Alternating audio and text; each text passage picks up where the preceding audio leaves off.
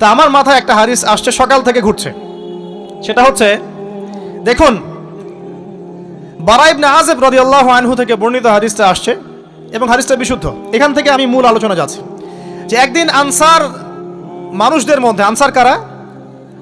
আমাদের আনসার বাহিনী। আনসার কারা? যারা মুহাজির সাহাবীদেরকে আশ্রয় দিয়েছিল মদিনায়, তাদেরকে কি বলা হয়? আনসার। তাহলে শব্দটা সুন্দর না? তাহলে আমাদের বাহিনীর নামটাও সুন্দর, মাশাআল্লাহ।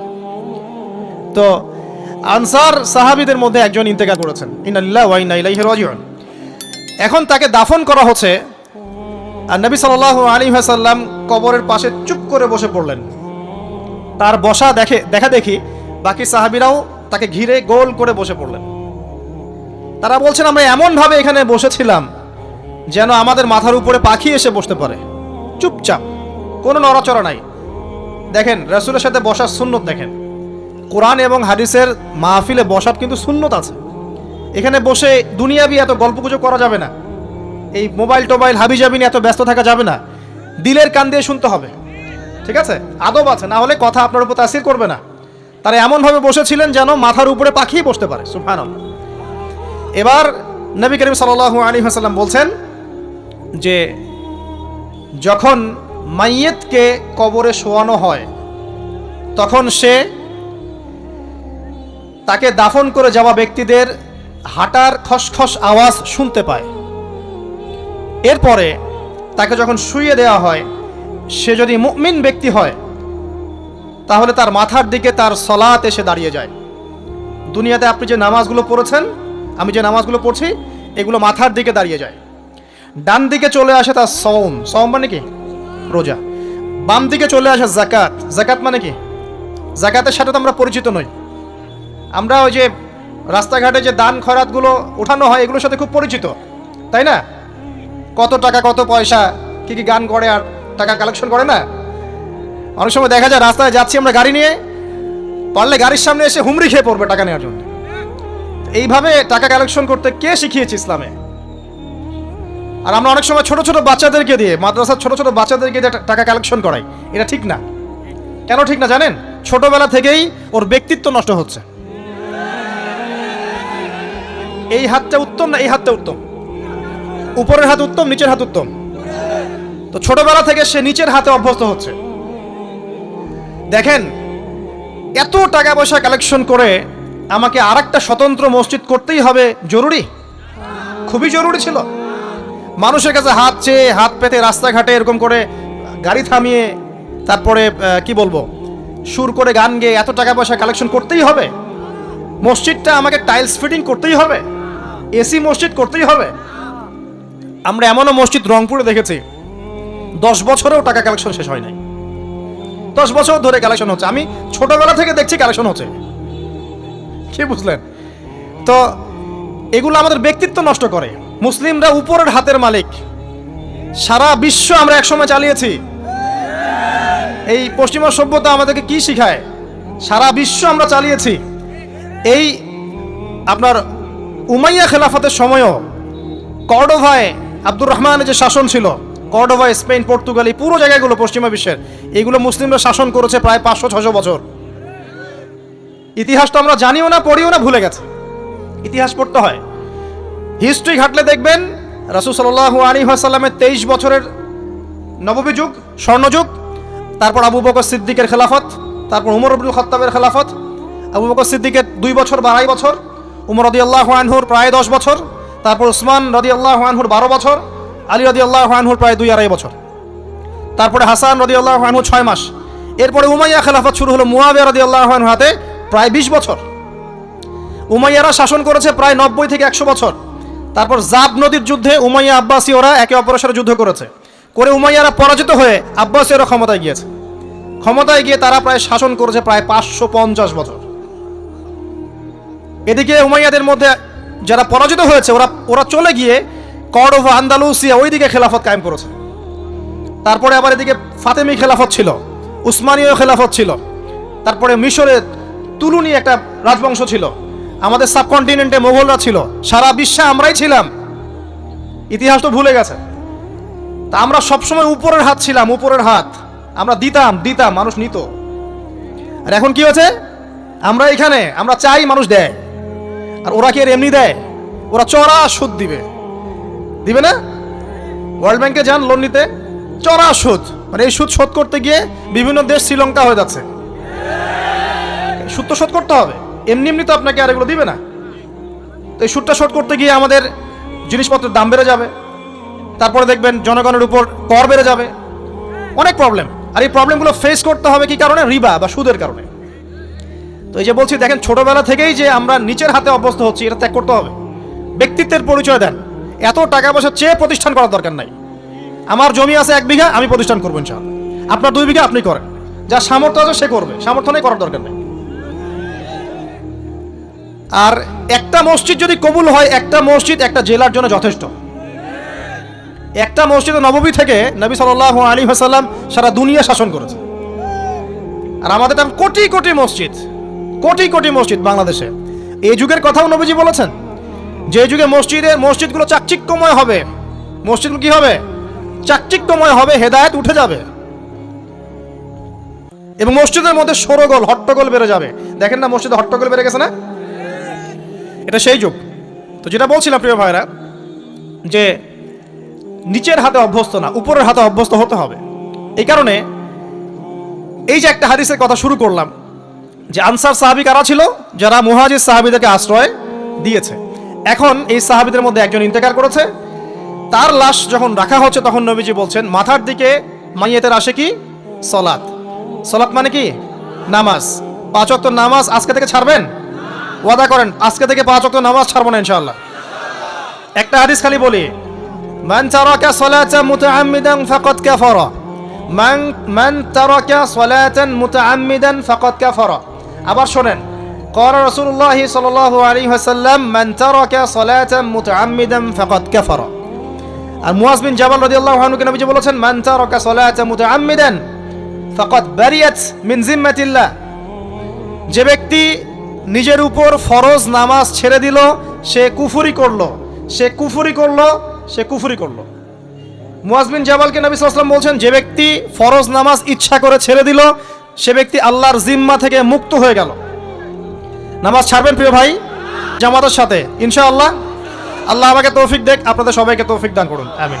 জামাত যদি না পান, একা পড়ে নেবেন, ঠিক আছে? যদি ঘুমিয়ে থাকেন, ঘুম থেকে উঠে পড়বেন। ভুলে গেছেন, যখন মনে হবে তখন পড়বেন। অজু করার পানি নাই, কি করবেন? তায়াম্মুম করবেন। তায়াম্মুমেরও কিছু নাই, আপনার কোনো কাপড়ই নাই, সতর ঢাকার কোনো কাপড়ই নাই, কি করবেন?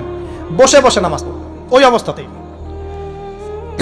এটা কোনো মাফ নাই, মানে আপনার অজু করার কোনো পানি নাই, তায়াম্মুমের কিছুই নাই, কাপড়ও নাই সতরে, তখনও নগ্ন হয়ে বসেই নামাজ পড়তে হবে, মাফ নাই। যখন শোয়ানো হবে মাথার দিকে কি থাকবে? সলাত। তাহলে আমরা যারা ফরজ সালাত এখন আদায় করছি না, আজকে তওবা করেন, বলেন আস্তাগফিরুল্লাহ আল্লাযী লা ইলাহা ইল্লা হুয়াল হাইয়ুল কাইয়্যুম ওয়া আতুবু ইলাইহি। হে আল্লাহ, আমরা তওবা করছি, সারা জীবনে যত নামাজ পড়ি নাই, এই সমস্ত নামাজ না পড়ার পাপ থেকে তোমার কাছে তওবা করছি। ঠিক আছে? এটা আস্তাগফিরুল্লাহর অর্থ নয়, আমি বাংলায় বললাম। আর যদি নামাজ কাজা করে আদায় করে দিতে পারেন, আলহামদুলিল্লাহ, খুবই ভালো হয়। যদি নাও পারেন, তাও এখন থেকে আর কোনো নামাজ বাদ দিয়ে না, আর বেশি বেশি নফল নামাজ পড়ার চেষ্টা করেন। আল্লাহ পাক তৌফিক এনায়েত করুন। আসুন, তারপরে ডান দিকে কি? সওম। সওম মানে কি? রোজা।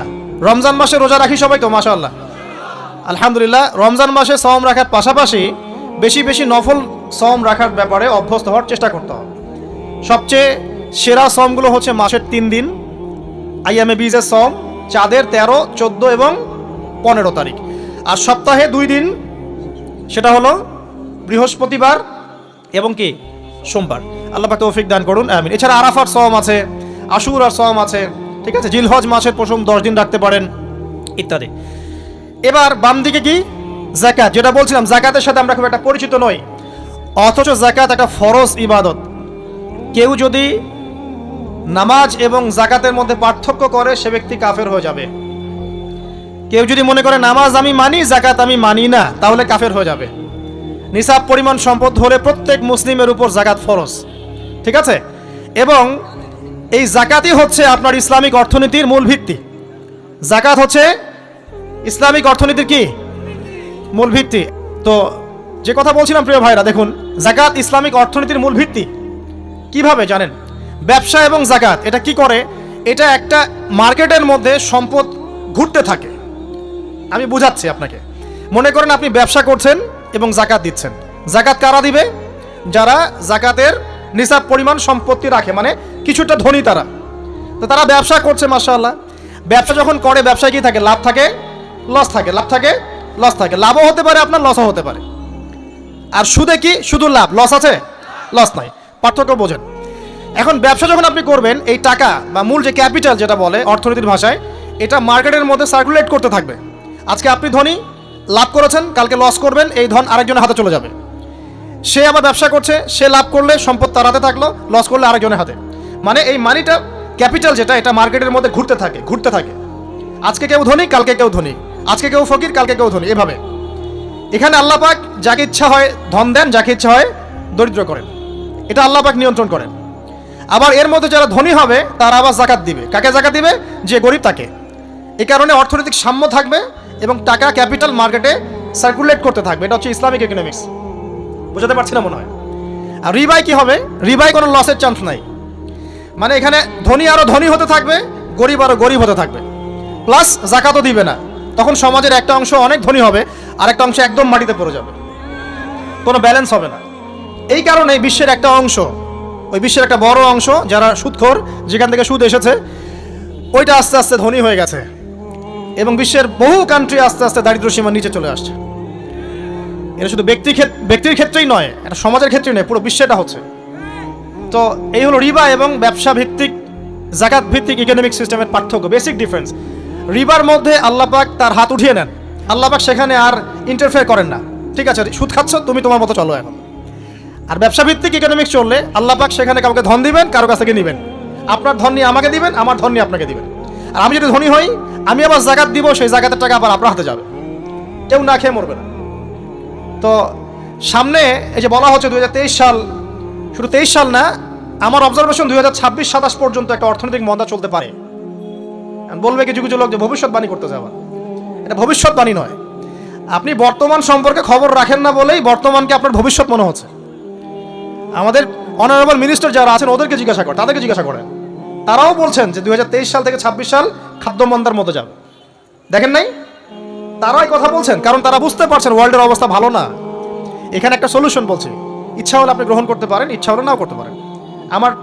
আমার তো চাপিয়ে দেওয়ার কোনো ক্ষমতা নাই। ফাযাক্কির ইন্নামা আনতা মুযাক্কির, আপনি শুধু উপদেশদাতা। লাস্তা আলাইহিম বিমুসাইতির, আপনি কারো প্রতি দারোগা নন। কি উপদেশ? এই যে যাকাত, যেটা যাকাত, আমাদের যাকাত যেটা আসে, এটাকে একটু বড় পরিসরে কালেক্ট করার চেষ্টা করতে হবে।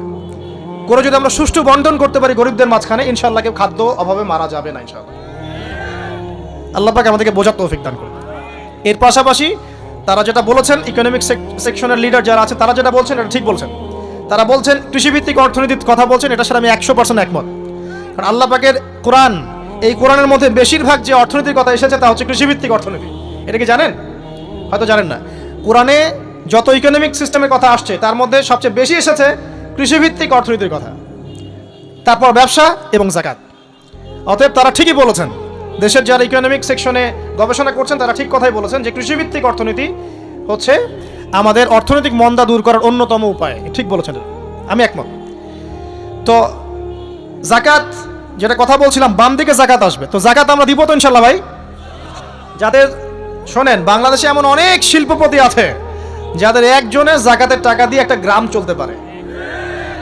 আর যাকাতের টাকা কিন্তু শুধু এক বছরে আসবে না, প্রতি বছরেই ঘুরে ঘুরে আসবে। মনে করেন যে আপনাদের এলাকার মধ্যে অনেক বিত্তশালী আছেন, আমি দোয়া করি মন থেকে আল্লাহ পাক বিত্তশালীদের অন্তরটাকে নরম করে দিক এবং ওসমান রাদিয়াল্লাহু আনহুর মতো দানশীল করে দিক। আমরা দোয়া করি। আমরা কারো খারাপ চাবো? সবার জন্য হেদায়েতের দোয়া করব। টাকা থাকতে তো সমস্যা নাই, কিন্তু টাকা থেকে যদি উসমান রাদিয়াল্লাহু আনহু হতে না পারলাম তাহলে সমস্যা। টাকা থাকতে কোনো সমস্যা নাই, ধন আপনাকে আল্লাহ দিতেই পারে। এই ধনটাকে উসমান গনি রাদিয়াল্লাহু আনহুর মতো আল্লাহর পথে বিতরণ করে দেন, ইনশাআল্লাহ আল্লাহ পাক আপনাকে জান্নাতুল ফেরদৌস দান করবেন ইনশাআল্লাহ। তো অনুরোধ থাকবে, দেখেন আপনারা যদি একটা এলাকার যাকাত কালেক্ট করতে পারেন, মনে করেন কথার কথা এখানে কিছু মেয়ে আছে যারা খারাপ পথে পা বাড়িয়েছে, আমার কথা বুঝতে পারছেন? আচ্ছা, এরকম পল্লী অনেক জায়গায় আছে না? 1 বছরের যাকাতের টাকা দিয়ে সমস্ত যৌনপল্লীর মেয়েদেরকে কাজ দেওয়া সম্ভব, কর্মে আনা সম্ভব। ওদেরকে কাজের ব্যবস্থা করে দেন, ওরা কাজ করবে না ইনশাআল্লাহ। কোনো মেয়ে এই কাজ করতে চায় না আমার মতে। কোনো মেয়ে চায় না যে ইজ্জত বিক্রি করে খাবো, কোনো মেয়ে চাবে? কখনো চাবে না। ওকে আপনি ভালো কাজের ব্যবস্থা করে দেন এই যাকাতের টাকা দিয়ে, দেখবেন ইনশাআল্লাহ সে খারাপ পথ ছেড়ে দিয়েছে। অনেক দেখবেন দরিদ্র মানুষ আছে যে পড়াশোনা করার কোনো সুযোগ নাই, টাকা পয়সা নাই, পড়াশোনা করতে চায় কিন্তু টাকা পয়সা নাই, দিনের জ্ঞান অর্জন করতে চায়, দেশকে কিছু দিতে চায়, টাকা নাই। তাকে আমরা হেল্প করতে পারি না? পারি। অনেক মানুষ আছে মাদক দ্রব্য বিক্রি করছে, তাকে বুঝান, দিনের হেদায়েত দেন যে ভাই আমি তোমাকে আরো ভালো চাকরি দিব, ভালো ব্যবসা দিব, তুমি ছাড়বা কিনা? বলবো আমি ছেড়ে দেবো ইনশাআল্লাহ। বুঝালে ছেড়ে দেবে ইনশাআল্লাহ। এই যে মেগা প্রজেক্ট যেটা কথা বলি আমরা, আত্মোন্নয়নমূলক বলেন, যুব উন্নয়নমূলক বলেন, বা কান্ট্রি ডেভেলপমেন্টের কথা বলেন, এখানে যাকাত একটা বড় শক্তি হতে পারে। তবে এটাকে সুষ্ঠুভাবে কালেক্ট করতে হবে এবং যাকাতের যে 8টা খাত আছে এই খাতগুলোতে সুষ্ঠুভাবে বন্টন করতে হবে। অমুসলিমদেরকেও যাকাত দেওয়া যায়, জানেন? অমুসলিম যদি কেউ থাকে, দরিদ্র, তাকেও যাকাত দিয়ে সহযোগিতা করা যায়। আমরা সহযোগিতা করি না বলেই তো ওই যে পশ্চিম থেকে লোকজন এসে সহযোগিতা করে খ্রিস্টান বানাচ্ছে এখন সবাইকে। আরো বাড়বে দিন দিন, দেখেন। আমরা তো সহযোগিতা করছি না। আপনার পাশে আপনার প্রতিবেশী না খেয়ে মারা যাচ্ছে, আপনি যাচ্ছেন না। এখন তো অন্য কেউ এসে যদি সাপোর্ট করে, ও তো তার দলেই ভিড়বে তখন, স্বাভাবিক। এটাই হচ্ছে এখন। আল্লাহ বোঝার তৌফিক দান করুক আমাদেরকে। বাম দিকে মাইয়াতে থাকবে কি ভাই? যাকাত।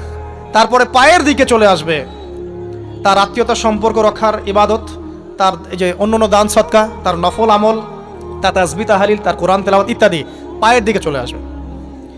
এখানে একটা হাদিস এসেছে, সূরাতুল মুলক যে ব্যক্তি রাতের বেলা তেলাওয়াত করবে, কোন সূরা ভাই? তাবারাকাল্লাযী বিয়াদিহিল মুলক ওয়া হুয়া আলা কুল্লি শাইইন কাদির। এই সূরা যে ব্যক্তি রাতের বেলা করে তেলাওয়াত করবে, ইনশাআল্লাহ সূরা মুলকও কবরে তার সাথে থাকবে এবং কবর আযাব থেকে সূরা মুলক তাকে বাঁচাবে ইনশাআল্লাহ। আমি বুঝাচ্ছি যে কি অবস্থাটা হবে। এবার দুজন ফেরেশতা মাথার দিক থেকে আসবেন, আসতে চাইবেন, সালাত বলবে এখান দিয়ে আসা যাবে না, এদিক দিয়ে আসা যাবে না। ডান দিক দিয়ে আসতে চাইবেন, এদিক দিয়ে আসা যাবে না। বাম দিক দিয়ে আসতে চাইবেন, যাকাত বলবে এদিক দিয়ে আসা যাবে না। পায়ের দিক দিয়ে আসতে চাইবেন, আমলগুলো বলবে এদিক দিয়ে আসা যাবে না। তখন যাই হোক, তারা আসবেন। এটা তাদের, এটা কথা কি? এটা কথাটা হচ্ছে যে সলাতের গুরুত্ব, মানে সে সলাত আদায় করেছে, সে আমার হক আদায় করেছে, আমি তার পক্ষে আছি, এটা পক্ষে বোঝাচ্ছে। রোজা বলবে আমি ওর পক্ষে আছি, তাকে আপনি কোনো শাস্তি দিবেন না, আমি তার পক্ষে আছি। আপনারা দুজন তাকে শাস্তি দিবেন না, আমি যাকাত তার পক্ষে আছি, এটা পক্ষে থাকার কথা। তারপরেও তারা আসবেন, চোখগুলো হবে নীল এবং কালো বর্ণ, নীলাপ চোখের, কালো। মুনকার নাকি উঠে বসিয়ে দেওয়া হবে। এবার 3টা প্রশ্ন। প্রথমে প্রশ্ন হচ্ছে কি? মান রব্বুক, তোমার রবকে? তখন মুমিন বান্দা বুক ফুলিয়ে বলবে রব্বি আল্লাহ, আমার রবকে আল্লাহ। পৃথিবীতে যে ব্যক্তি আল্লাহর সাথে শিরিক করে নাই, আল্লাহ তাওহীদের উপর থেকেছে এবং তার উপরে মৃত্যুবরণ করেছে, ইনশাআল্লাহ সে ব্যক্তি এর উত্তর নির্দ্বিধায় দিতে পারবে ইনশাআল্লাহ। আর দুনিয়াতে যে বা যারাই আল্লাহর সাথে শিরিক করবে, আল্লাহর সাথে শিরকের পাপে লিপ্ত হবে, ওই অবস্থায় মারা যাবে, তাওহীদের উপর থাকবে না, কোশ্চিন কালেও মান রব্বুক উত্তর দিতে পারবে না। তারপরে প্রশ্ন হয়ে যাবে মা দিনুক, তোমার দিন কি ছিল? মুমিন বান্দা উত্তর দিবে কি? দিন ইয়াল ইসলাম, আমার দিন ছিল ইসলাম। এখানে শুনে রাখেন, পৃথিবীতে যারা ইসলামকে পরিপূর্ণরূপে পালন করবে তারাই এই উত্তর দিতে পারবে ইনশাআল্লাহ। যারা ইসলামকে ঠাট্টা বিদ্রুপের, হাসি তামাশার পাত্র বানিয়েছে, মন চাইলে কিছু করি, মন চাইলে কিছু করি না, সহজগুলো একটু আমল করি, বাকি কিছুর আমল ধারি না, হ্যাঁ, নামাজ পড়ি, সুদ ছাড়তে পারি না, ঠিক আছে, বছর বছর ওমরা করি, এদিকে ঘুষ দুর্নীতি ছাড়তে পারি না, ইসলামকে ঠাট্টা তামাশার পাত্র বানিয়েছে, এরা কোশ্চিন কালে উত্তর দিতে পারবে না মা দিনুক। দিনে উদখুলু ফিস সিলমি কাফা, পরিপূর্ণরূপে ইসলামে প্রবেশ করতে বলেছেন আল্লাহ রাব্বুল আলামিন। যারা পরিপূর্ণরূপে ইসলামে প্রবেশ করবে এবং ইসলামের প্রতিটা মৌলিক বিধান মেনে চলবে, ইনশাআল্লাহ তারা এর উত্তর দিতে পারবে। এরপরে আসবে 3য় প্রশ্ন। নবী সাল্লাল্লাহু আলাইহি ওয়াসাল্লামকে দেখানো হবে। যখন দেখানো হবে তখন সূর্য যখন ডুবে যায়, যে দৃশ্যটা আমরা দেখতে পারি না, ওই দৃশ্যটা ভেসে উঠবে এবং মুমিন বান্দা অস্থির হয়ে যাবে, বলবে আমাকে ছেড়ে দাও, আমি নামাজ পড়বো। সুবহানাল্লাহ। কারণ তার কাছে মনে হবে যে আসরের ওয়াক্ত হয়ে গেছে, আসরের ওয়াক্ত হয়ে গেছে, আসরের ওয়াক্ত চলে যাচ্ছে, আমাকে নামাজ পড়তে হবে। চিন্তা করেছেন? ওই যে একটা হাদিস আছে না, যে 7 শ্রেণীর মানুষকে আল্লাহ রাব্বুল আলামিন আরশের ছায়া দিবেন। তার মধ্যে 1 শ্রেণীর মানুষকে, যার অন্তর মসজিদের সাথে ঝুলে থাকে, তার মন মসজিদের সাথে ঝুলে ছিল, এই সূর্য ডুবে গেল বলে আমাকে ছেড়ে দাও, আমি নামাজ পড়তে যাব। তখন ফেরেশতারা বলবেন, তোমাকে নামাজ পড়তে দেওয়া হবে, তবে তার আগে তুমি এর উত্তর দাও। কি উত্তর? এই ব্যক্তির দিকে তাকাও। তখন নবী সাল্লাল্লাহু আলাইহি ওয়াসাল্লামকে দেখানো হবে, সাল্লাল্লাহু আলাইহি ওয়াসাল্লাম দরুদ পড়বেন। বলা হবে যে এই ব্যক্তির সম্পর্কে তোমার কি ধারণা? মান হাযা রাজুলু বুইসা ফীকুম, এই ব্যক্তি কে, যাকে তোমাদের কাছে পাঠানো হয়েছিল? মুমিন ব্যক্তি নির্দ্বিধায় বলে দিবে যে তিনি হচ্ছেন আমার নবী মুহাম্মদুর রাসূলুল্লাহ সাল্লাল্লাহু আলাইহি ওয়াসাল্লাম। দেখুন, পৃথিবীতে যে বা যারাই নবী সাল্লাল্লাহু আলাইহি ওয়াসাল্লামের সুন্নতের উপর আমল করবে, ইনশাআল্লাহ সে তার উত্তর দিতে পারবে। দুনিয়াতে যারা নবীর সুন্নতের 5 পয়সা পরোয়া করছে না, তার আদর্শের 5 পয়সা দাম দিচ্ছে না, তারা কোশ্চিনকালে উত্তর দিতে পারবে না। নাম হতে পারে আব্দুর রহমান, আব্দুর রহিম, নবীর সুন্নতের ধার ধারে না, তারা উত্তর দিতে পারবে না। তো নবীর সুন্নতের গুরুত্ব কত গভীর, এটা আমাদেরকে এখান থেকে বুঝতে হবে। তাই প্রিয় যুবক ভাইরা, মুসলিম ভাইরা, আমাদের জীবনটাকে নবীর আদর্শ এবং সুন্নতে ঢেলে সাজাতে হবে। সকাল থেকে সন্ধ্যা পর্যন্ত প্রতিটা কাজ করবো কার তরিকায়? রাসূলের তরিকায়। নামাজ পড়বো তার তরিকায়, রোজা, সিয়াম, হজ, যাকাত, আমল, মুআমালাত, আখলাক সব কার তরিকায়? নবী সাল্লাল্লাহু আলাইহি ওয়াসাল্লামের তরিকা অনুযায়ী ইনশাআল্লাহ। আল্লাহ পাক তৌফিক এনায়েত করুন, আমিন। এবার ফেরেশতা দুজন জিজ্ঞাসা করবেন অবাক হয়ে যে তুমি কিভাবে এটা জানলে? তুমি কিভাবে এই 3টা প্রশ্নের উত্তর দিতে পারলে? কারণ বেশিরভাগ মানুষ তো উত্তর দিতে পারবে না, বেশিরভাগ মানুষই এই উত্তর দিতে পারবে না। কারণ কিয়ামতের মাঠে 1999 জন মানুষ জাহান্নামে যাবে, নাউজুবিল্লাহ। তো এটা কঠিন পরীক্ষা। আল্লাহ রাসূল সাল্লাল্লাহু আলাইহি ওয়াসাল্লাম বলেছেন যে নিশ্চয়ই তোমাদেরকে এখানে পরীক্ষায় ফেলা হবে, আর তোমরা যদি এই পরীক্ষা জেনে তোমাদের মৃতদেরকে দাফন করা থেকে বিরত না থাকতে, তাহলে আমি তোমাদেরকে শুনিয়ে দিতাম কবরে কেমন পরীক্ষা হয়। মানে যদি আমরা শুনতে পারতাম যে কবরে কেমন পরীক্ষা হয়, আমরা ভয়ে আমাদের মৃতদেরকে দাফন পর্যন্ত করতাম না। এটা নবীজি বলছেন সাল্লাল্লাহু আলাইহি ওয়াসাল্লাম। তাকে জিজ্ঞাসা করা হবে যে তুমি কিভাবে জানলে এটা? বেশিরভাগ মানুষ তো পারে না উত্তর দিতে।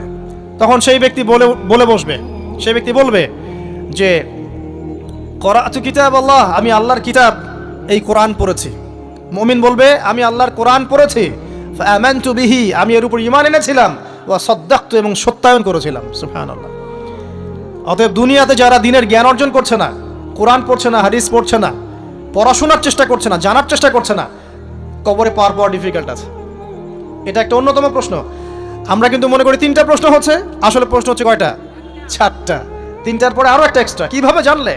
তখন উত্তর দিচ্ছে আমি আল্লাহর কিতাব পড়েছি, ঈমান এনেছি, সত্যায়ন করেছি। সুবহানাল্লাহ। নবী সাল্লাল্লাহু আলাইহি ওয়াসাল্লাম হাদিসের পরের অংশে বলছেন যে যখন কাফের বান্দাকে উঠানো হবে, তখন ডানেও কিছু নাই, বামেও কিছু নাই, সামনে পিছনে কিচ্ছু নাই। মাথার দিক থেকে ফেরেশতারা চলে আসবেন, উঠিয়ে বসানো হবে, প্রশ্ন করা হবে কে তোমার রব? একটাই উত্তর, লা আদরি, আমি জানি না। নাউজুবিল্লাহ। কি তোমার দিন? লা আদরি, আমি জানি না। এই যে আল্লাহর তো খবর নাই, আল্লাহ পাকের বিধান মেনে চলার কোনো খবরই নাই, পরোয়াই নাই। সে জানবে কিভাবে ইসলাম কি জিনিস? সে জানবে কিভাবে আল্লাহ কি জিনিস? ও তো আল্লাহকে চিনেই না। দিব্যি বলে বেড়াচ্ছে মহাবিশ্ব সৃষ্টি হয়েছে বিগ ব্যাং থেকে, আল্লাহ বলে কেউ নাই। মানুষ সৃষ্টি হয়েছে বান্দর থেকে, নাউজুবিল্লাহ। ওই যে ডারউইনের মতবাদ, কি থিওরি অফ এভলিউশন নাকি? হ্যাঁ, তাই তো মনে হয়। অনেকদিন আগে পড়ছি ভাই, ভুলে গেছি এগুলো। তো যাই হোক, মানুষ তো আল্লাহকে চিনছে না। এখনো মানুষ মনে করছে যে আল্লাহ বলতে কেউ নাই, এবং এই মুক্ত চিন্তার নামে, বাক স্বাধীনতার নামে নাস্তিকতার যে চর্চাটা বেড়েছে বাংলায়, এটা আশঙ্কাজনক। বড় বড় বিশ্ববিদ্যালয় থেকে পড়ে আসছে, অনেক সময় দেখলাম বড় বিশ্ববিদ্যালয়ের প্রফেসর, সে বলছে যে মহাবিশ্ব বিগ ব্যাং দিয়ে সৃষ্টি হয়েছে, সৃষ্টিকর্তা নাই এখানে কোনো। তো মুসলিম বিজ্ঞানীর একটা কথা বলতেন যে মানুষ বিজ্ঞান সম্পর্কে অল্প জানলে নাস্তিক হয়ে যায়, আর অনেক গভীর জ্ঞান অর্জন করলে আল্লাহর কাছে আত্মসমর্পণ করে। খেয়াল করে দেখবেন, ডক্টর, ইঞ্জিনিয়ার যারা বড় বড় লেভেলে চলে গেছেন, অনেক সিনিয়র, তারা কিন্তু বেশিরভাগ নামাজি দেখবেন, নামাজ পড়ে, দান সৎকা করে, সমাজ কল্যাণমূলক কাজ করে। তারা কিন্তু রোগীর সেবা করতে গেলেও বলে যে নামাজ পড়িয়েন, রোজা রাখিয়েন, তারা কিন্তু বলে। অনেক ডক্টর আমি দেখেছি এমন, যারা যত বেশি গবেষণা করে তারা তত বেশি আস্তিক হয়ে যায়। আর টুটাফাটা গবেষণা করলে নাস্তিক হয়ে যাবেন। কত প্রশ্ন, ইসলামের এটা কেন, ওইটা কেন, ইসলামে বহুবিবাহ কেন, হ্যাঁ, ইসলামে কি পর্দার বিধান কেন, তারপর ইসলামে এত রেস্ট্রিকশনস, এত বাইন্ডিংস কেন, হ্যাঁ, স্বাধীনতা নাই কেন, কত প্রশ্ন। ইসলামের এগেনস্টে কত তীর এখন ছোড়া হচ্ছে। তো এই ব্যক্তি কেমন করে উত্তর দিবে যে মাহদিনুক, তোমার দিন কি? আল্লাহর দিকে কত প্রশ্ন ছোড়া হচ্ছে, কত শিরকের পাপ আমরা করছি। অনেক সময় মুসলিম হয়েও শিরকে পাপ করছে। কিভাবে উত্তর দিবে? মান রব্বুক। 3 নাম্বার প্রশ্ন যখন করা হবে, এই ব্যক্তিকে দেখো দেখি, সে বলবে যে আমি জানি না এই ব্যক্তিকে, তবে শুনেছিলাম, মানুষের মুখে শুনেছিলাম, মানুষ যা বলতো আমি তাই বলতাম। মানে সে রাসূল সাল্লাল্লাহু আলাইহি ওয়াসাল্লামের নাম শুনেছিল হয়তোবা, কিন্তু তার সুন্নত বা আদর্শ কখনো মেনে চলে নাই, পারলো না। এবার জান্নাতি ব্যক্তি হলে কি হতো? ওই যে সূর্য ডুবছিল যেখানে, তার দৃষ্টির সীমা পর্যন্ত কবরকে প্রশস্ত করে দেওয়া হতো এবং জান্নাতের একটা দরজা তার কবরে খুলে দেওয়া হতো। এটা কিভাবে করা হবে সেটা আল্লাহ পাক জানেন। এটার ব্যাখ্যা করার জ্ঞান আল্লাহ আমাদেরকে দেন নাই। যেই মানুষের ক্ষুদ্র জ্ঞানে মানুষ ব্যাকটেরিয়া ভাইরাস নিয়ে গবেষণা করতে হিমশিম খেয়ে যায়, সে মহাবিশ্বের স্রষ্টা নিয়ে কিভাবে গবেষণা করবে? আল্লাহ পাকের অসীম জ্ঞানের সামনে আমার জ্ঞান কি? খুবই ক্ষুদ্র। একটা হাদিসে এসেছে বুখারী শরীফের মধ্যে, যে একটা মহাসমুদ্রের মধ্যে যদি একটা পাখি 1 ফোঁটা পানি উঠিয়ে নিয়ে যায়, ওই 1 ফোঁটা পানি হচ্ছে মহাবিশ্বের জ্ঞান, আর বাকি পুরো মহাসাগর হচ্ছে আল্লাহ পাকের জ্ঞান। তো আমরা এই ক্ষুদ্র জ্ঞানের মানুষ হয়ে আল্লাহর জ্ঞানকে কেমন করে পেনিট্রেট করতে পারি?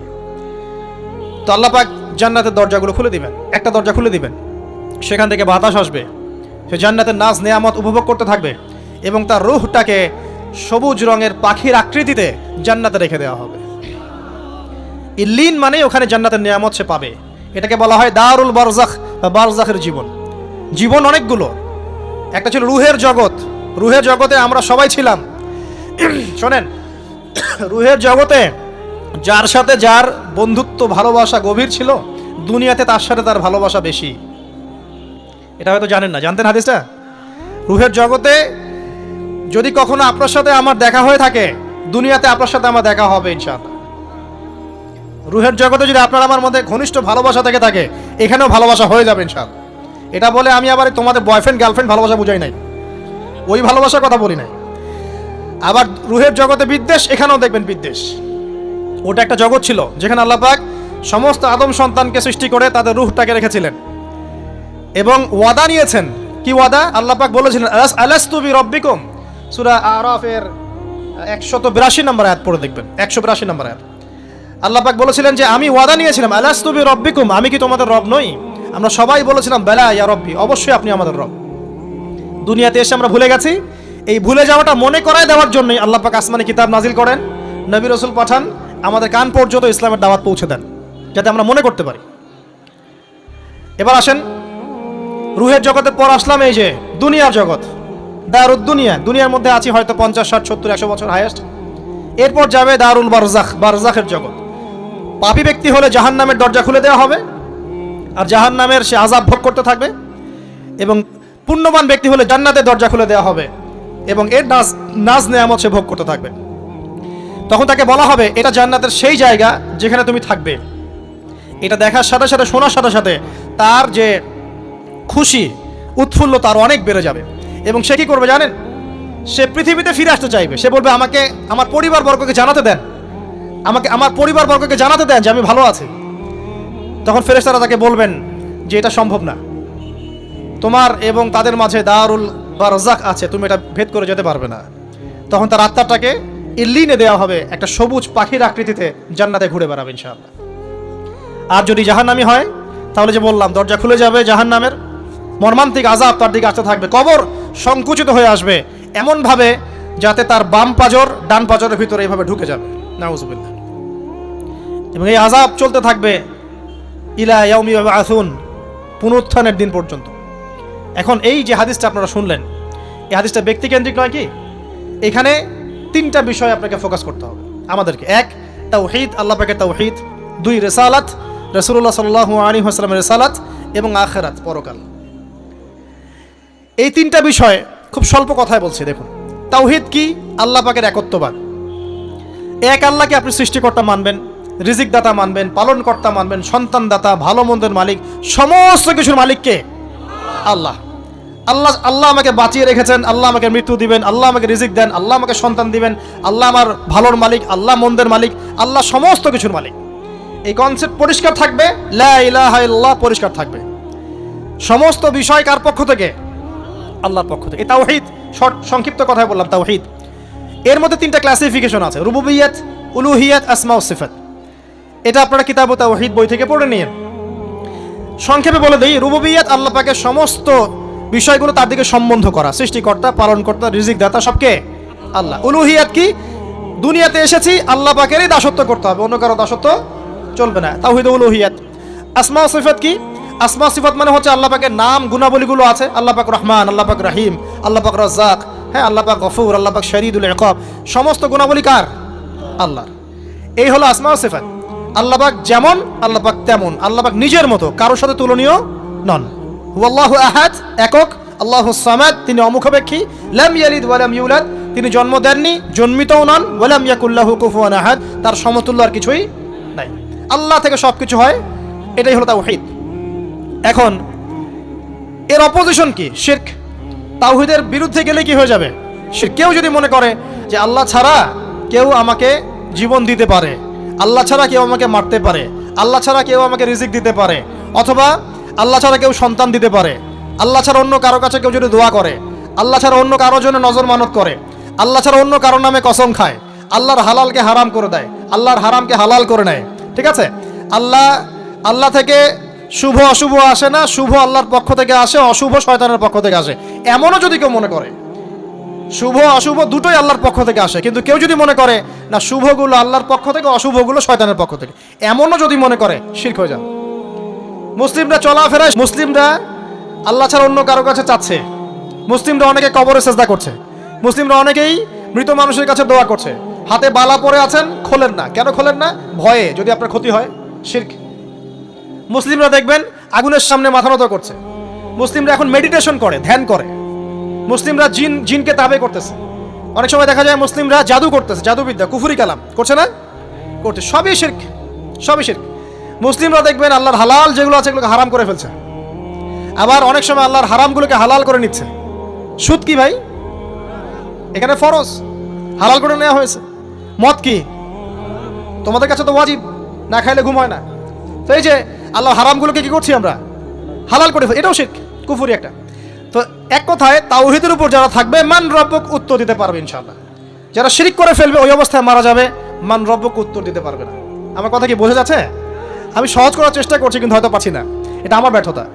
এক কথায় যদি আমরা কবরের প্রথম প্রশ্নের উত্তর দিতে চাই, তাহলে আমাদেরকে অবশ্যই তাওহীদের উপর থাকতে হবে, শিরকে যাওয়া যাবে না। প্রিয় ভাইরা, শিরকের পাপ থেকে আজকে তওবা করে ফেলবেন। আল্লাহ জেনে না জেনে জীবনে যত শিরক করেছে আল্লাহ মাফ করে দাও, আমিন। এবং আগামী দিনগুলোতে শিরকের পাপে লিপ্ত হয় না। প্রিয় ভাইরা, যদি আপনার আমল নামায় আসমান জমিন সমানও পাপ থাকে, শিরকের পাপটুকু না থাকে, আল্লাহ পাক আপনার পুরো পাপ মাফ করতে পারবেন ইনশাআল্লাহ। আল্লাহ পাক বলেছেন, মেরাজের রাতে নবী সাল্লাল্লাহু আলাইহি ওয়াসাল্লামকে আরশে আজিমের কাছে উঠিয়ে নিয়ে আল্লাহ পাক 3টা ওহী করেছেন। কয়টা ওহী? একটা ছিল 5 ওয়াক্ত নামাজ, ঠিক আছে? 2 নাম্বার হচ্ছে সূরা বাকারার শেষের 3টা আয়াত। 3 নাম্বার একটা ওয়াদা, একটা প্রতিশ্রুতি। সেটা কি? হে মুহাম্মদ সাল্লাল্লাহু আলাইহি ওয়াসাল্লাম, তোমার উম্মতের মধ্যে কেউ যদি আসমান জমিন সমান পাপ নিয়ে আমার সামনে হাজির হয়, কিন্তু আমার সাথে কাউকে শরিক না করে, শিরক না করে, তাহলে আমি আল্লাহ তার সামনে আসমান জমিন সমান ক্ষমা নিয়ে হাজির হব, মানে মাফ করে দেওয়া হবে ইনশাআল্লাহ। অতএব শিরকের পাপে যায় না, ইনশাআল্লাহ জান্নাতে যাওয়া যাবে। যে ব্যক্তি মন থেকে একবার লা ইলাহা ইল্লাল্লাহ পড়েছে, সমস্ত বিষয় আল্লাহর দিকে সুপর্দ করে, তার অন্যান্য অনেক পাপ থাকতে পারে, আল্লাহ পাক চাইলে সব পাপ মাফ করতে পারে। অতএব মান রব্বুক উত্তর দিতে চাইলে শিরকের পাপে যাওয়া যাবে? যাবে না। আধুনিক শিরকের মধ্যে সবচেয়ে ভয়ঙ্করটা হচ্ছে এটা, যে আমরা আল্লাহর হালালকে হারাম করে নিচ্ছি, হারামকে আবার হালাল করে ফেলছি। এখানে যায় না। সব কিছু আল্লাহ থেকে আসে, দোয়া আল্লাহর জন্য করবেন, নামাজ আল্লাহর জন্য, সব কিছু ইবাদত আল্লাহর জন্য, দ্বীনি ইলম অর্জন আল্লাহর জন্য। প্রতিটা কাজের করার আগে নিয়াত ফিক্স করবেন, কেন করব? পরকালীন স্বার্থ থাকলে করব, না হলে করব না। কেন তুমি টিকটকে যাবা না? কারণ পরকালীন কোনো স্বার্থ নাই। কেন তুমি ফ্রি মিক্সিং অ্যাফেয়ার্সে যাবা না? কারণ পরকালীন কোনো স্বার্থ নাই। কেন মদ খাবা না? পরকালীন কোনো স্বার্থ নাই। কেন মিউজিকে যাচ্ছ না? কারণ পরকালীন কোনো স্বার্থ নাই। কেন তুমি এই যে সুদ খাবা না? কারণ পরকালীন কোনো স্বার্থ নাই। যে কাজে পরকালীন কোনো স্বার্থ নাই, সে কাজে কোনো মুমিন মুসলিম নাই। কেন নামাজ পড়বো? কারণ পরকালীন স্বার্থ আছে। কেন রোজা রাখবো? পরকালীন স্বার্থ আছে। কেন আমি হালাল বিয়ে করব, হারাম জেনায় যাব না? পরকালের স্বার্থ আছে।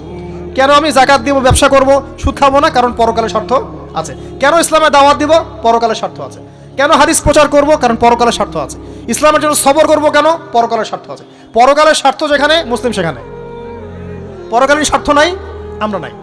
প্রত্যেকটা কাজ করার আগে নিয়তটা ফিক্স করতে হবে, পরকালে কোনো স্বার্থ আছে? যদি বলে হ্যাঁ আছে, তাহলে করবেন। স্বার্থ নাই, আমি নাই। কোনো ফুজুল কি বাত বা ফাহেসা কোনো কাজ, এসব কাজে আমরা নাই, বিকজ এগুলোতে কোনো পরকালীন স্বার্থ নাই। ব্যাস, আমাদের জীবনের প্রতিটা মোমেন্ট, প্রতিটা সেকেন্ড আল্লাহর দেয়া দান। আমি নিজের ইচ্ছা মতো এটাকে অপব্যয় করতে পারি না। হ্যাঁ, আপনি মিউজিক শুনতে চান, আপনি সং পছন্দ করেন, আপনি নাশিদ শোনেন, ইসলামিক নাশিদ শোনেন, ওখানে আপনার ইমান একটু দীপ্ত হবে, পরকালীন স্বার্থ আছে। আপনি নিজের যৌন চাহিদাকে দমন করতে পারছেন না, হালালভাবে বিয়ে করে নেন। বিয়ে করার পর আপনি যত ইচ্ছা স্ত্রীকে মহব্বত করেন, প্রত্যেকটা মহব্বতে নাকি পাবেন। এমনকি স্ত্রীর দিকে নেক নজরে তাকাবেন, তাতেও নাকি। তার মুখে খাবার তুলে দেবেন, তাতেও নাকি। তার হাত ধরে হাঁটবেন, তাতেও নাকি। তাকে নিয়ে রাত্রে চাঁদ দেখবেন, তাতেও নাকি। আপনি আপনার নিয়তটাকে চেঞ্জ করেন, কাজের ডাইরেকশন চেঞ্জ করেন। পরকালের স্বার্থ থাকলে করবো, না হলে করবো না। আপনি পছন্দ করেন ঘুরে বেড়াতে, আল্লাহর দিনের দায়ী হয়ে ঘুরে বেড়ান না, সমস্যা কি? আল্লাহর জমিন ঘুরে দেখেন, এইসব অবান্তর কাজে লিপ্ত না থেকে আল্লাহ পাকের নিদর্শনগুলো ঘুরে দেখেন, আপনার ইমান বাড়বে ইনশাআল্লাহ। আপনার সংস্কৃতি ভালো লাগে, ইসলামিক সংস্কৃতি মেনে চলেন। আপনি কবিতা লিখতে ভালোবাসেন, ইসলামিক কোনো কবিতা লেখেন। আপনি উপন্যাস পড়তে ভালোবাসেন, ইসলামিক কোনো উপন্যাস পড়েন। আমি বলছি না এগুলোর বাইরে কোনো পড়াশোনা করা যাবে না, এমনটা আমি কিন্তু বলছি না। আমি বলছি আপনি আপনার পুরো কাজটাকে আগে ফিক্স করবেন, পরকালের কোনো স্বার্থ আছে কি নাই। যদি হ্যাঁ দেখা যায় হ্যাঁ পরকালের স্বার্থ ঠিক আছে, অবশ্যই করেন, কোনো সমস্যা নেই। আল্লাহ পাক বোঝার তৌফিক দান করুন।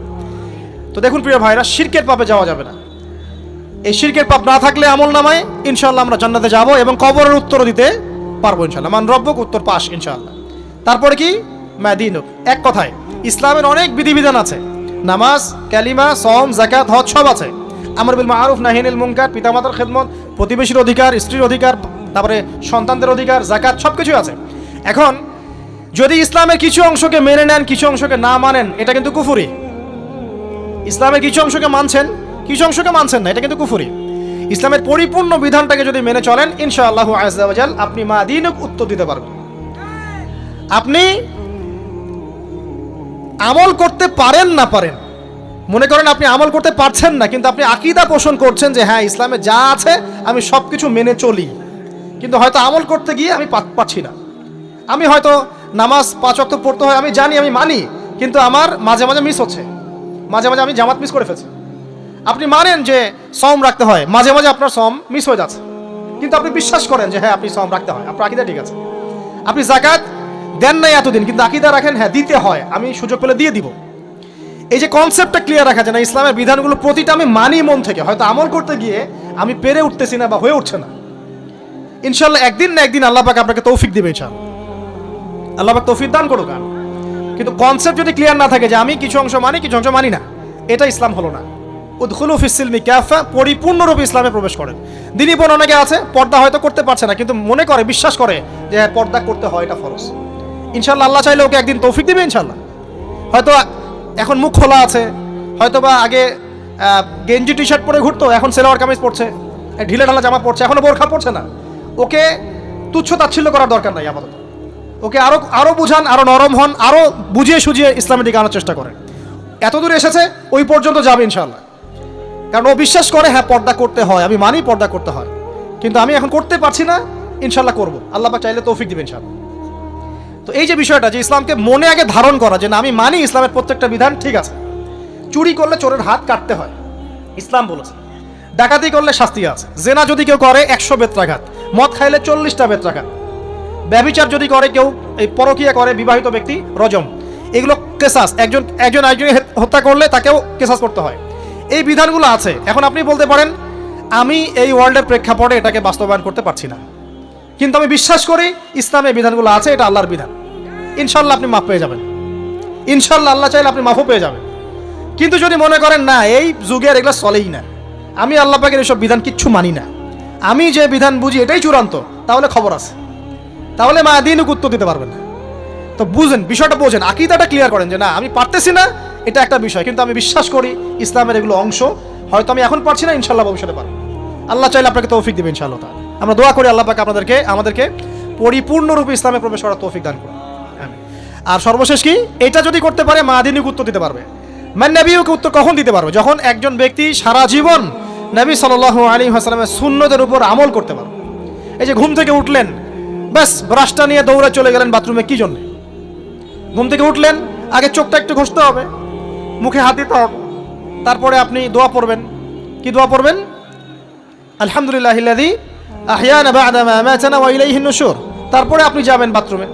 দোয়াটা না পড়ে কেন গেলেন? ঘুমাচ্ছেন, ঘুমানোর আগে আপনি অবশ্যই বলবেন। ঘুমানোর আগে একদম একটা গান শুনে, একটা গার্লফ্রেন্ডের সাথে 10টা মিনিট কথা বলে, হ্যাঁ জান রাখি, ব্যাস, তারপরে ঘুমিয়ে গেলেন। ঘুমটা আপনার জন্য ইবাদত হলো না? হারামে লিপ্ত হতেন না? আল্লাহুম্মা বিইসমিকা আমুতু ওয়া আহইয়া পড়তেন, সূরা মুলক পড়তেন, সূরা কাফিরুন পড়তেন, সূরা ফালাক নাস ইখলাস পড়তেন, ঘুমিয়ে যেতেন। পুরো ঘুমটাই ইবাদত, পুরো ঘুমটাই নাকি ঘুমিয়ে আছেন নাকি পাচ্ছেন? আপনি ইচ্ছাকৃতভাবে আপনার আমলটা নষ্ট করলেন। ইস্তেঞ্জা করতে গেছেন, ইস্তেঞ্জা করতে গিয়ে গান শুরু করে দিল বাথরুমে। বাথরুম সিঙ্গার আছে না কিছু? বাথরুমে গান গাওয়ার জায়গা নাকি? তো ওখানে গান শুরু করলো।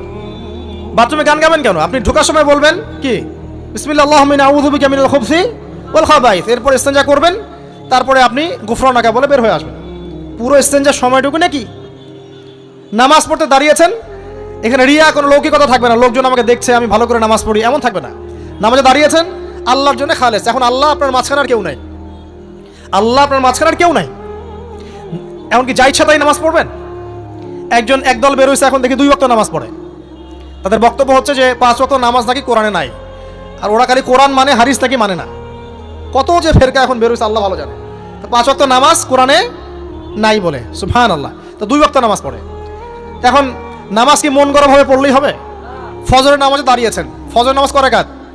2 রাকাত। এখন আমি যদি বলি নামাজ তো ভালো কাজ, 2-এর জায়গায় 4 পড়লে কি সমস্যা ফজরে? যদি এমনটা বলি হবে? কেন হবে না? কারণ নবী সাল্লাল্লাহু আলাইহি ওয়াসাল্লাম 2 পড়েছেন, আমাকে 2 পড়তে হবে, সিম্পল। 4 পড়লে আপনার নামাজ বাতিল। ফজরের নামাজ 4 রাকাত পড়লে নামাজ কি বাতিল হবে না?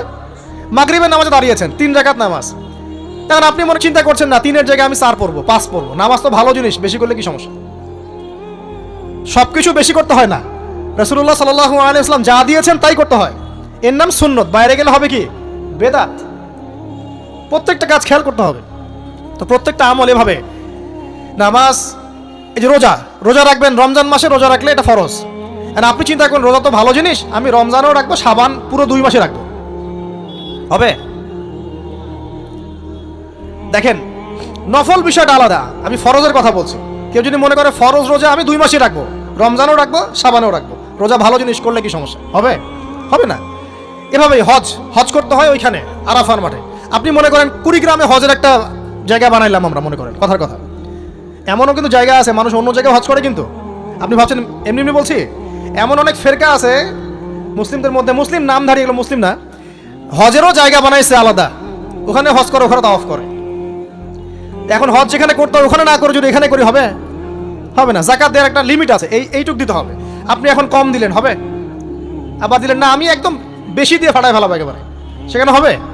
তো এই জিনিসগুলো খেয়াল রাখতে হবে যে আমাদের এক কথায় নবী সাল্লাল্লাহু আলাইহি ওয়াসাল্লামের সুন্নাহটা মেনে চলা। আমলের ক্ষেত্রেও একইভাবে, আপনার অর্থনৈতিক জীবনেও, নামাজ রোজা হজ জাকাত আপনার পারফেক্ট। এবার আপনি এসেছেন অর্থনীতির ক্ষেত্রে, এসে মাশাআল্লাহ দাড়ি টুপি জুব্বা নিয়ে মাপে কম দিচ্ছেন, চলবে?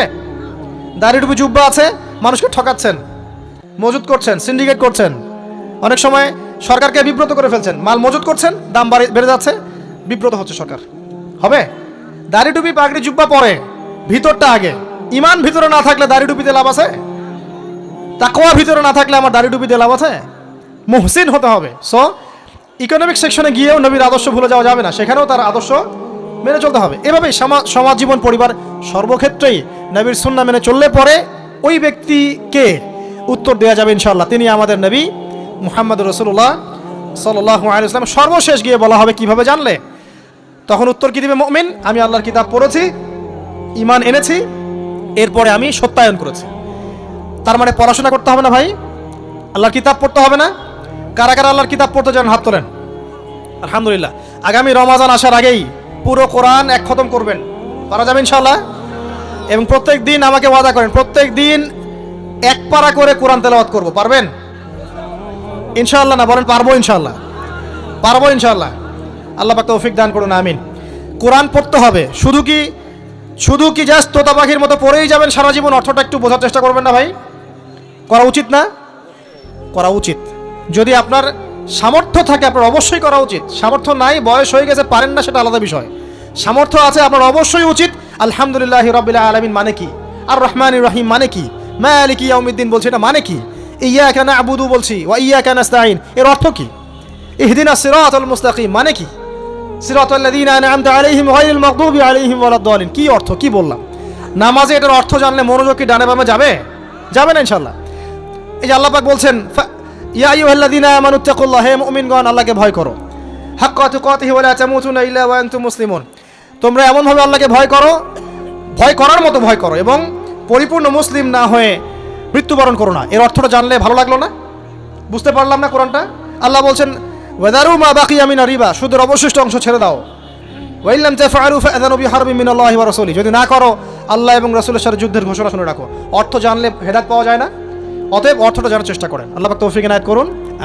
অর্থ বোঝার ক্ষেত্রে যদি কোনো প্রতিবন্ধকতা পান সামনে, আলেম ওলামার কাছে যাবেন, জিজ্ঞাসা করে অর্থ জেনে নেবেন।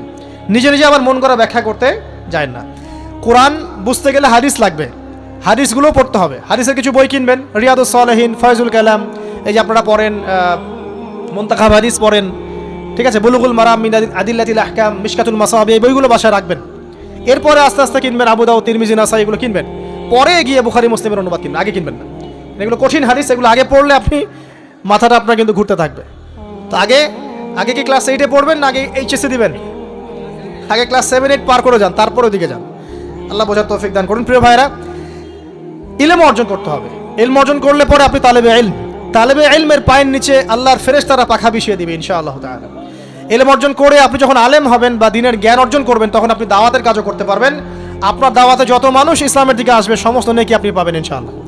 এবং যখন আপনি আরো বড় আলেম হয়ে যাবেন, আল্লাহ তৌফিক দান করুন, তখন আসমানের যত মাখলুক এবং জমিনের যত মাখলুক, এমনকি গর্তের মধ্যে যে পিপিলিকা আছে সেগুলাও, এমনকি সাগরের নিচের মাছ আপনার জন্য ইস্তেগফার করবে, দোয়া করবে ইনশাআল্লাহ।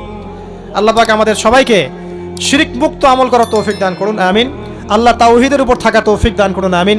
আল্লাহ পাক আমাদের সবাইকে দ্বীন ইসলাম পরিপূর্ণরূপে পালন করার তৌফিক দান করুন, নবী সাল্লাল্লাহু আলাইহি ওয়াসাল্লামের আদর্শ মেনে চলার তৌফিক দান করুন এবং দ্বীনের জ্ঞান অর্জন করার তৌফিক দান করুন। দুনিয়াতে আমরা যতদিন বেঁচে থাকবো ইসলামের উপর যেন বেঁচে থাকতে পারি এবং আমাদের মৌতের পর দারুল বারজাখ বা কবরের জিন্দেগি, আল্লাহ পাক আমাদেরকে এই ভয়াবহ ফিতনা থেকে, আযাব থেকে হেফাজত করুন, আমিন।